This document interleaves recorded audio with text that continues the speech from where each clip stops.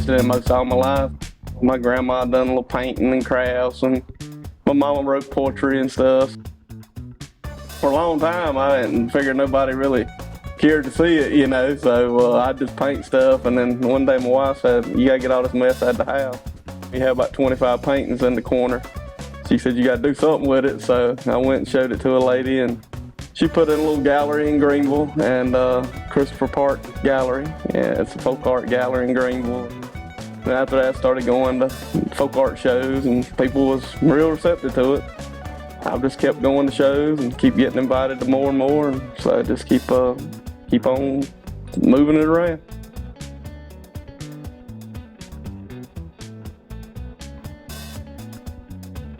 Like a lot of Southern history, grew up out, like I say, out Sales Crossroads out in the country. A lot of my artwork, I have a lot about people. Things I grew up, or stories that my grandparents or my mama or my daddy told me, or a lot of Christian influence there. Grew up in Mount Bethel Baptist Church and go to Honey Path Pentecostal Holiness now, so over on the Mill Hill. And influences a lot, just reading the Bible, and that's a lot of the influence. Focus on the people's story mainly, so most of them I write the story on there, whatever I want you don't have to guess. I grew up around a lot of old folks that's all they did is cut up and told stories, and I don't think I ever really became a storyteller. I just tell stories. People seem to like to hear them, so I just tell you whatever interests me. Some people seem to like to hear it.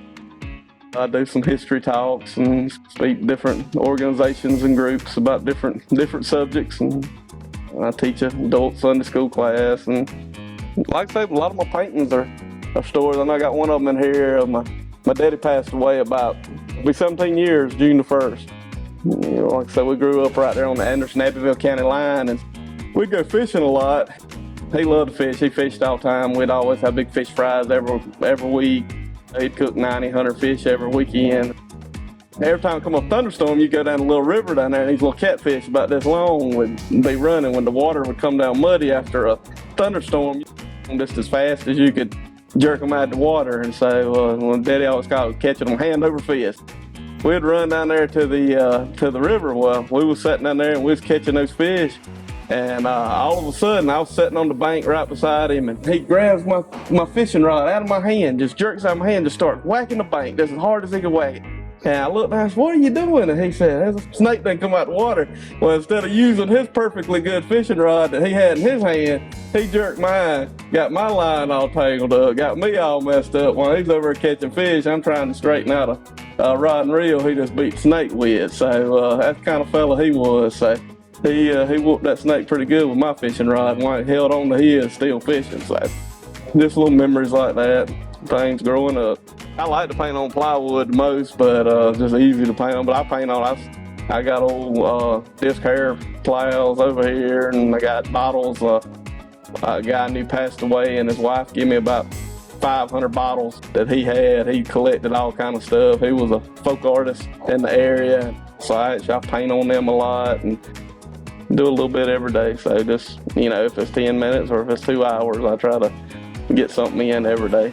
I just got done one about 3 weeks ago, and I went to deliver some grits down at Grits and Groceries, and my wife sends me a message, and I had 2 little boys absolutely covered in paint, and they had done smeared my paint, repainted my artwork that I just finished, and painted herself and the couch and the recliner and the ottoman and the carpet and the roof. I got in trouble worse than they did, but I had to repaint my paintings. So one of them in there got painted twice. So that's all right. So they're very interested in artwork as well. I own Atkin Milling Company. I make stone ground grits and cornmeal, and pretty popular in the area. Everybody seems to brag on them and like them. They've served at multiple restaurants. Grits and Groceries, like I say, down at Sales Crossroads, they serve them. And Indigenous Underground in Abbeville. The lady there, Erica, that's the chef down there, she's actually one of the state ambassador chefs for the state of South Carolina that the governor puts forth every year. So she serves my grits and cornmeals, Doolittle's and Anderson, different places, and I sell them at a lot of the markets like McCall's Produce here in Honey Path, and it's a lot of the markets like that, Hattie Cow and Winslet's and the Pantry down in Greenwood. So I sell them at my art shows, and then sometimes I'll go to farmers markets and sell them. You know, I mean, you can come to the house and buy them. So it is, anytime you want grits, we'll pass them along to you. So they've been pretty popular though. I like to restore graves. I do new graves too. I don't do it as much as I used to. I mean, I do still do some, but that whole industry kind of got messed up after COVID, and it hadn't really got back right. So like I used to get a footstone 2 or 3 weeks. Now they tell you it might be 9 months to a year. So that's just hard to do. My favorite thing to do is to actually restore like broke monuments or graves that just been left unkept for decades. You know, go in there, fix them back up, and fix the broke tombstones, clean them, get the grass out, and re-gravel. I think I got started. My mama, she always takes care of everybody in the family that passed away. Like that's always has been a big thing my whole life. I had to go help her take care of graves. I just looking around the grave one day and I said, you know, it's real sad that a lot of these don't get took care of. I mean, you know, everybody passed away, my mom will take care, and it got more and more every year. You know, had to buy more and more flowers and clean off more and more graves. So we ended up spending a lot of time in cemeteries. So I said, well, I started just saying, you know, some other people might need this help too.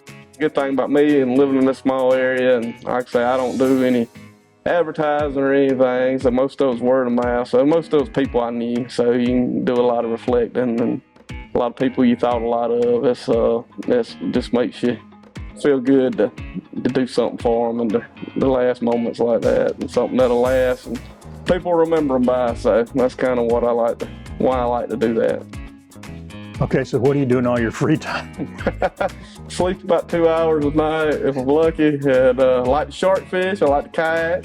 I've actually kayaked the whole entire Saluda River, whole 200 miles. So the South Saluda and the North Saluda come together, form the Saluda River, and it goes all the way through Columbia, where the Broad and the Congaree and the Saluda all come together down there below Riverbank Zoo. And beautiful river there. I love the Saluda River. That's one of my favorite places in the world to be. People that ain't never been on it just don't know what they're missing. And it changes a lot in those 200 miles.